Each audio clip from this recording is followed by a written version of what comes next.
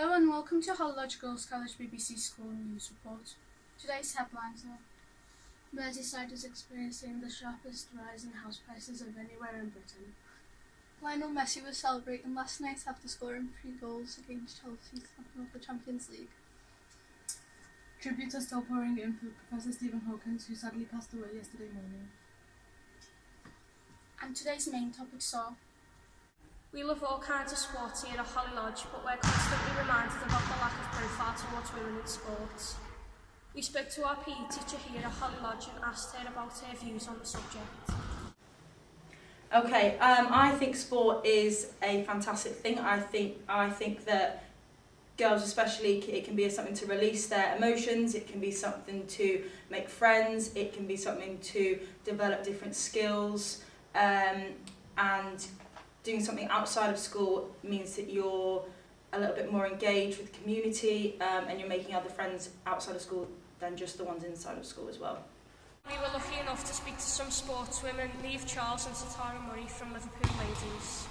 I played with boys a lot growing up, so I didn't get into centre or girls football till quite late on, so that was a barrier in terms of straight away the boys didn't like that there was a girl playing on the team that I was playing for, so they'd not like it, they'd take offence to it and try and do something about it, whether that was off the ball, just shouting at me, giving me little pushes off the ball, but it helped me become more robust, deal with it as a player, as a person as well. When I was growing up in the girls' game, there were, if you looked, you could find role models, but they weren't necessarily easily accessible or in your face. The women's national team doing so well in the World Cup back in 2015, I think that really put women's football in general on the map, and it really, inspired, the younger generation to get out there and play. When you see, such great players going out there and putting women's football, especially for England, on the map on such a massive stage like the World Cup, it can really be a big help. But in comparison to the men, I mean,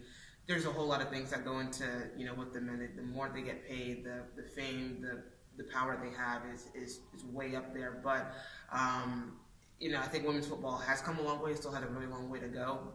Here's what 2 other inspirational sportswomen have to say: Carolyn Reid and Jenna Downing. It was an absolute honour to make it to Olympic Games to represent Great Britain. It was always my dream to compete at Olympics.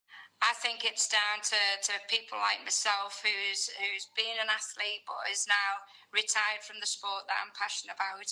I'm now a full-time teacher. I think it's down to people who have reached the pinnacle of their career to actually go out and inspire young people to keep doing and pursuing their dreams. I would say my sport of inline skating can be quite an intimidating sport to take part in. You go to a skate park like I do and it's filled with boys full of tattoos, so it can be quite an intimidating place to be. But I would say just give it a go. You will get so much respect for having a go. It's such a supportive, friendly atmosphere, a really, really positive place to be, and everybody helps and supports each other. So I would say have the confidence to just give it a go, and it's not half as bad as what you think it might be. So it seems the profile of women's sports is gradually on the increase, but we still have a way to go. So for the time being, we're going to stick to our sports here at Hollylodge. The next story was inspired by the amount of homeless people we see every day in the streets here in Liverpool. We know homelessness is something many people face in a range of ways, but what exactly does it mean to be homeless? And what provisions are here in Liverpool to help people facing these struggles? We spoke to representatives from 2 Liverpool-based projects, the Whitechapel Centre and Liverpool Homeless Football Club, who both tackled this issue in very different ways. The club was set up in 2007. Initially it was just for a couple of hostels who were playing football against each other, and that kind of developed now. We have 26 hostels across Merseyside playing football.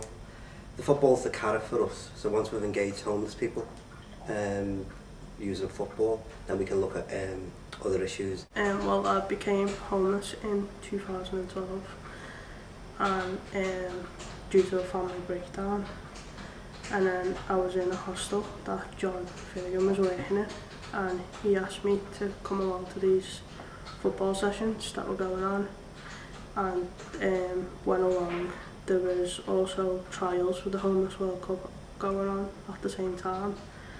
Got trials for that.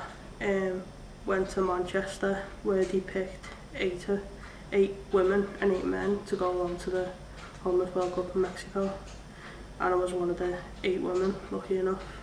So the Whitechapel Centre works within Liverpool and Merseyside, and it provides different solutions for someone who's homeless.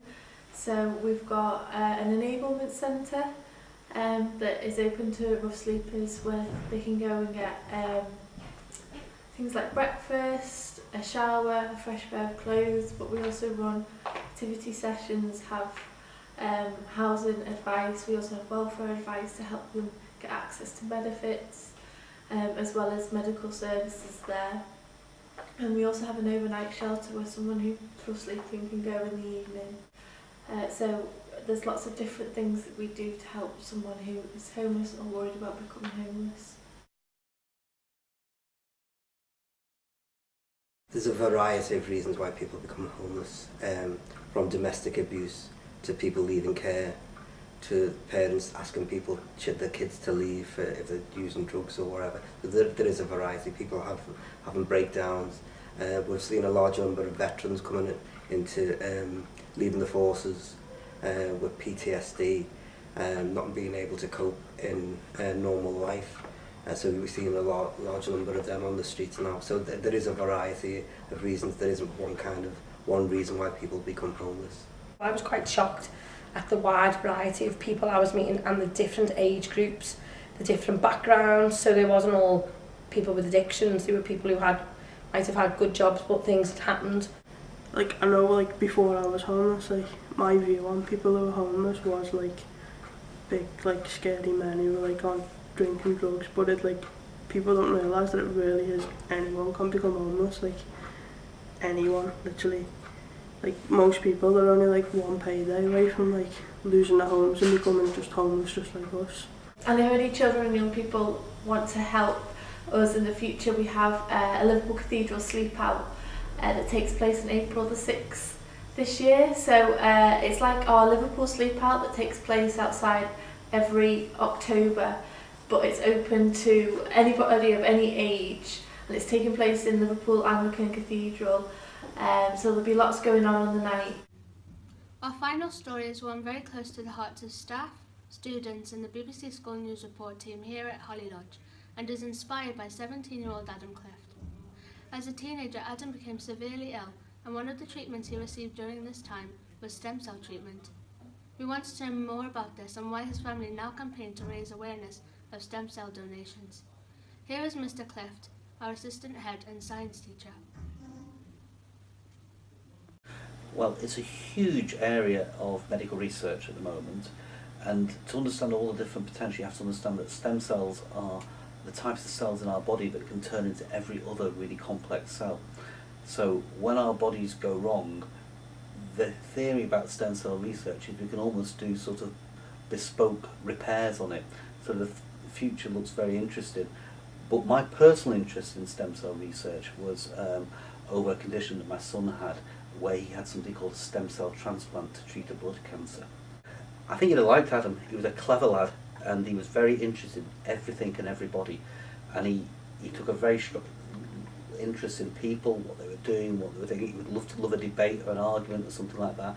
He was very personable and easygoing, and he had two big themes in his life, which were friends and family, and so those are the things that mattered to him more than anything else. He was a bit lazy about work, but because he was clever, he got away with it, which annoyed everybody else around him. But you know, he was a nice lad.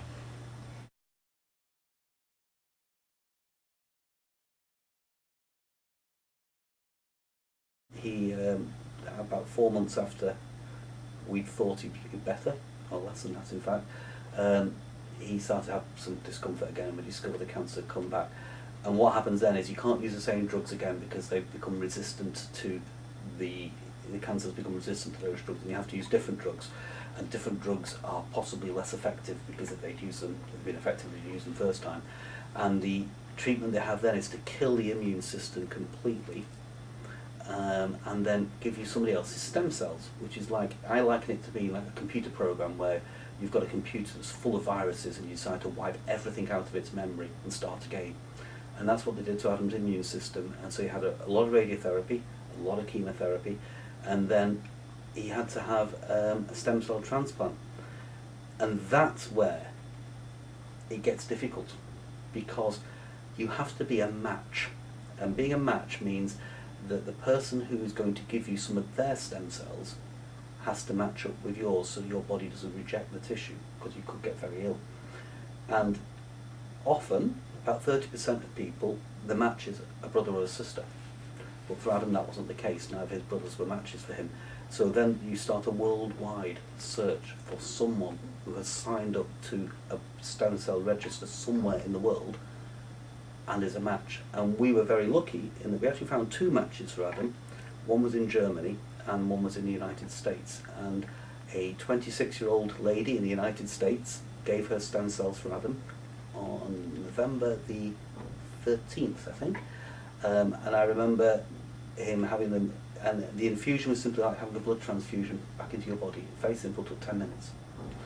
But those stem cells were flown over to the United States, escorted by courier up from London, and then to the Royal Liverpool Hospital where he had that done. And we're forever grateful for that person. But the thing is, Adam was lucky. I know he didn't survive, but he was lucky because he had a match. There are lots of people out there for whom matches won't be found. And one of the big things is that people are scared of being stem cell donors. They don't know what it involves. It's dead easy. And charities like the Anthony Nolan Trust, DKMS for older people, they will, all you have to do is spit in a bottle, send it in the post, and then if you are, that's all the information they need, and then if one day you're a match for someone, you could save a life. And that to me is so very, very important.